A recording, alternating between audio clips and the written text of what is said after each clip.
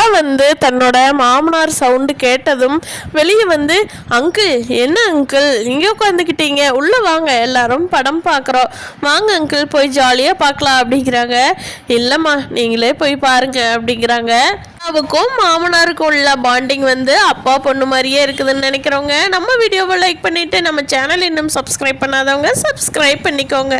யோசிக்கிறாங்க, அங்கிள் வந்து இப்படி விரக்தியாக பேச மாட்டாங்களே, என்னமோ இருக்கு, என்னன்னு கேட்டு தெரிஞ்சுக்கணும் அப்படின்னு சொல்லிட்டு, அங்கிள் என்னாச்சு, ஏன் ஒரு மாதிரி சோகமாக பேசுறீங்க அப்படிங்கிறீங்க. அதுக்கு நடேசன் சொல்றாரு, ஏமா இன்னைக்கு என்னோட தோழர்கள் எல்லாம் இட்லி சாப்பிட போனானுவ, என்னையும் கூப்பிட்டானுங்கம்மா, நான் புரோட்டா திங்கிறேன்டா வல்லடான்னு, அட சும்மா வாடா அப்படின்னு கூட்டிகிட்டு போனாங்கம்மா. அங்கே போய் பார்க்குறேன் இட்லி கடையில் இட்லி விற்றுக்கிட்டு இருந்தவ என்னோட எக்ஸுமா அப்படிங்கிறாரு. அங்கிள் என்ன சொல்கிறீங்க அப்படிங்கிறாங்க. ஆமாம் இந்த காலத்துலலாம் அதுதானே பேர், என்னோட முன்னாள் காதலிமா அப்படிங்கிறாரு. என்ன அங்கிள் சொல்கிறீங்க, நீங்கள் லவ்வெல்லாம் பண்ணினீங்களா, ஆன்ட்டி கல்யாணம் பண்ணுறதுக்கு முன்னாடி அவங்கள லவ் பண்ணீங்களா அப்படிங்கிறாங்க. அது ஏம்மா கேட்குற, அது ஒரு அழகிய காலம்மா அங்கிள் சொல்கிறீங்க அப்படிங்கிறாங்க நிலா. அப்போது நடேசன் வந்து தன்னோட காதல் கதையெல்லாம் சொல்கிறாங்க. ஏம்மா அவள் வந்து என்னோட பக்கத்து தெருவில் தாம்மா இருந்தா, அவள் அப்படியே ஆடி பாடி பயங்கரமாக சுற்றிக்கிட்டு திரிவா. நானும் வண்டி எடுக்க போவேன், எங்கள் வீட்டுக்கிட்ட எல்லாம் லாரி வராது, அவங்க வீடு தான் அந்த தெருமுக்கோட எண்டில் இருக்கும், அந்த வீட்டுக்கிட்ட தன்மை லாரி நிறுத்தியிருப்பேன். நான் போகும் வரைக்கும் அவன் அந்த லாரியிலேயே பார்த்துக்கிட்டு சுற்றி பார்த்துக்கிட்டு இருப்பா. நான் போனோன்னா டபார்னு ஓடி போய் மறைஞ்சிருவா. அவளுக்கு லாரியிலலாம் போனதே இல்லையாமாம்மா. ஒரு நாள் இந்த லாரியில் முன்னாடி உட்காந்து வேடிக்கை பார்த்துக்கிட்டு போகணும்னு அவளுக்கு ஆசை. இதெல்லாம் கொஞ்ச நாள் பழகினதுக்கு அப்புறமா தான்மா சொன்னா. அப்புறம் நான் போகிறப்ப அவள் லாரிக்கிட்டதையே உட்காந்துருப்பா. நான் போனேன்னா ஓடி போயிடுவாளா. இப்படியே பார்த்துக்கிட்டு இருந்துட்டு, ஏன் பொண்ணே இங்கே வா, எங்கே ஓடி ஓடி போகிற, எதுக்கு லாரிக்கிட்டே வந்து உட்காந்துருக்குற காவக்காரனாட்டம்னு ஒரு நாள் நான் கேட்டேன். அதுக்கு சொன்னால், அண்ணே என்னை இந்த லாரியில் ஒரு நாள் கூட்டிகிட்டு போனேன் அப்படின்னா. இங்கே பார், லாரியில் கூட்டிகிட்டு போகணுன்னா இந்த அண்ணன் ஒன்னேன்னெலாம் கூப்பிடக்கூடாது சரியா அப்படிங்கிறாங்க. அப்போ உங்களை என்னென்னு கூப்பிடட்டும் அப்படின்னு கேட்க, அதுவா என்ன மாமான்னு கூப்பிடே அப்படிங்கிறாங்க அப்படின்னு சொன்னாரா நடேசன். அதுக்கு அந்த பொண்ணு, அதெல்லாம் முடியாது, வேணா போங்க வாங்கன்னு கூப்பிட்றேன், என்னை கூட்டிகிட்டு போகிறீங்களா அப்படிங்கிறாங்க.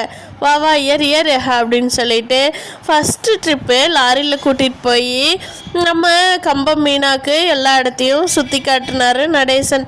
அதிலிருந்து 2 பேர்த்துக்கும் ஒருத்தர் பிடிச்சி போய், அப்புறம் எங்கே பார்த்தாலும் ஒரு வெக்கம், எங்கேயாவது கடைக்கு போனால் ஒரு பொரி உருண்டை வாங்கி கொடுக்க, இப்படி தாம்மா எங்களோட காதல் வாழ்க்கை ஆரம்பிச்சது அப்படிங்கிறாங்க.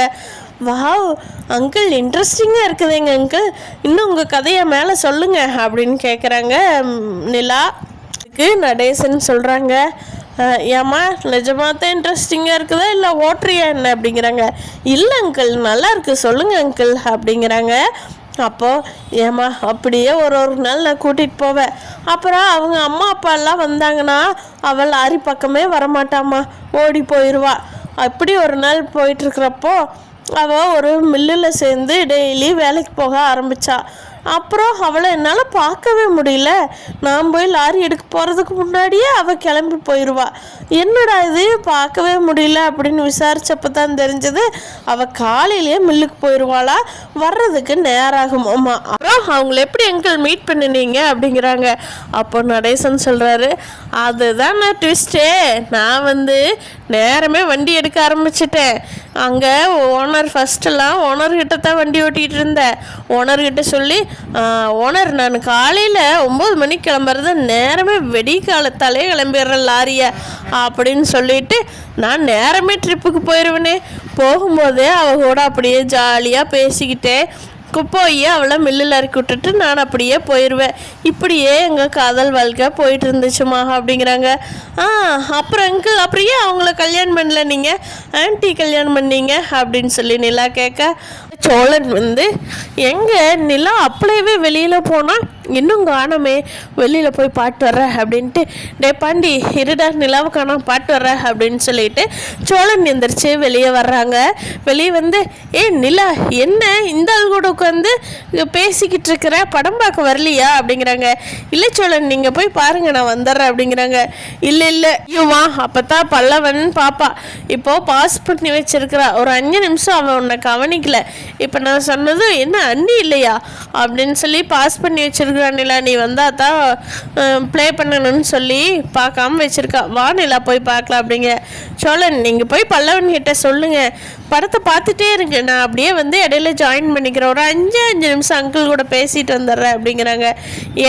என்னது இவர் பெரிய இது புதையலை கண்டுபிடிச்சி எடுத்துக்கிட்டு வந்திருக்கிறாரு, நீ அந்த புதையல் எங்கே இருக்குதுன்னு 2 பேர் ரகசியம் பேசுகிறீங்க, வானிலா எந்திரிச்சு அப்படின்னு சொல்லி சோழன் கூப்பிட்றாரு. சோழன் நீங்கள் போங்க சோழன் நான் வந்துடுறேன் அப்படிங்க. ஐயோ என்னதான் இந்த ஆள் கூட பேசுறதுக்கு உனக்கு இருக்குதோ, என்னமோ பண்ணி தொலைங்க போங்க, நான் போய் பார்க்குறேன். அப்போ நீ படம் பார்க்க வரல தானே, கன்ஃபார்ம் தானே அப்படிங்கிறாரு சோழன்.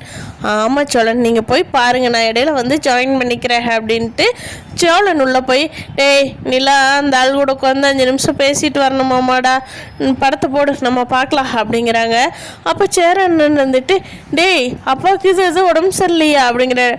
அதெல்லாம் நல்லா தான் உட்காந்துருக்கிறாரு, உட்காந்து நாய் முடிச்சிட்டு இருக்காரு மருமக கூட, நீ என்ன கதை அடிச்சுக்கிட்டு இருக்கிறாரோ இவ போய் கேட்டுக்கிட்டு உட்காந்துருக்கிறா, நான் கூப்பிட்டு பார்த்தா வரமானேன்ட்டேன், சரிப்போ நம்மகளுக்குனால அந்த ஆள் கூட உட்காந்து அந்த கதையெல்லாம் கேட்கறக்கு விருப்பம் இல்லை, நான் வந்துட்டேன் அப்படிங்கிறாங்க.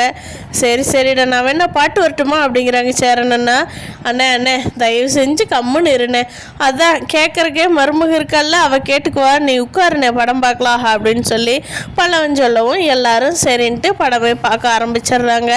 அங்கே வெளியில் நிலாவுக்கும் நடேசனுக்கும் கதை போயிட்டுருக்குது. அங்கிள் சொல்லுங்க அங்கிள் சுவாரஸ்யமாக இருக்குது அப்படிங்கிறாங்க நிலா. அப்புறமா நான் டெய்லி மில்லுக்கு போய் கூட்டிகிட்டு போயிட்டு வந்துட்டு இருந்தேன். அப்புறம் ஒரு நாள் திடீர்னு அவங்க அப்பாவுக்கு உடம்பு சரியில்லாமல் இறந்துட்டாரு. அப்புறம் பார்க்குறேன் அவன் அன்னைக்கு அந்த டயத்துக்கு வரக்கானா, பார்க்குறேன் அவங்க வீட்டில் பயங்கர கூட்டம். அப்புறம் பார்த்தா அவங்க அப்பா இறந்துட்டாங்கன்னு சொன்னாங்க. அவங்க அம்மாவும் இந்த மீனாவும் தான் இருக்கிறாங்க. அப்புறம் 2 பேரும் இந்த ஊரில் இருந்து பொழைக்க முடியாது, பொட்டை பிள்ளைய ஒத்தையில் வச்சுருந்தா இந்த ஊர் காளி பசங்கிட்டவெல்லாம் வச்சுக்கிட்டு தனியாக இருக்க முடியாதுன்னு சொல்லி அந்த அம்மாவோட தம்பியே வந்து அவங்க ஊருக்கே கூட்டிகிட்டு போயிட்டாங்க இந்த 2 பேர்த்தையும். நானுமே எந்த ஊராக இருக்குது என்ன ஏதுன்னு விசாரித்து பார்த்தேன். அது என்னவோ பக்கத்து ஊர் தான், ஆனால் அவங்க எங்கேயோ டவுனு பக்கமாக எல்லாருமே குடி போயிட்டாங்க, இங்கே யாரும் இல்லை அப்படின்னு சொல்லிட்டாங்க. நானுமே எந்த டவுனுக்கு போனாலுமே லாரியில் தேடி பார்த்துக்கிட்டு இருந்தேன்மா, எங்காவது இருப்பாளோ பாப்பாளோ அப்படின்னு, எங்கேயும் பார்க்க முடியலம்மா. அதுக்கப்புறமா தான் உங்கள் அத்தையை பார்த்தேன், அப்புறம் கல்யாணம் பண்ணினேன். வெகு நாள் அந்த அவன் நினப்பாவே சுற்றிக்கிட்டு இருந்துட்டு தம்மா அவளை மறந்தேன். ஆனால் அவளுக்கு இப்போ கல்யாணம் ஆயிடுச்சா, புள்ள குட்டிகள்லாம் இருக்குதா, பேரம்பேத்தியெல்லாம் இருக்குதாங்கிறதெல்லாம் இனிமேல் தான் கேட்கணுமா அப்படிங்கிறாங்க. அப்போ என்ன அங்கிள் நீங்கள் இன்றைக்கி பேசிட்டு வந்திருக்கலாமில்ல அப்படிங்கிறாங்க. எனக்கு அவளை பார்த்த உடனே ஜர்க்கு ஆயிட்டேன்மா, என்ன பேசுறதுன்னு தெரியல, ஒரு மாதிரி படபடன்னு ஆகிப்போச்சு, அதான் நேராக வீட்டுக்கு ஒடியான்ட்டேன் அப்படிங்கிறாங்க. அங்கிள் நீங்கள் சாப்பிட்டீங்களா? இல்லைம்மா அவள் கடைக்கு போயிட்டு தான் வேகமாக வீட்டுக்கு வந்துட்டேனே. அப்போ இருங்க அங்கிள் உங்களுக்கு சாப்பாடு போட்டுட்டு வர்றேன் அப்படின்னு சொல்லி நிலா நடேசனுக்கு சாப்பாடு போட்டுட்டு வர்றாங்க. இப்படி தான் இந்த கதை போகுதுன்னு நான் நினைக்கிறேன். ஃப்ரெண்ட்ஸ் நீங்கள் என்ன நினைக்கிறீங்கன்னு கீழே கமெண்ட் பண்ணுங்கள். தேங்க்யூ.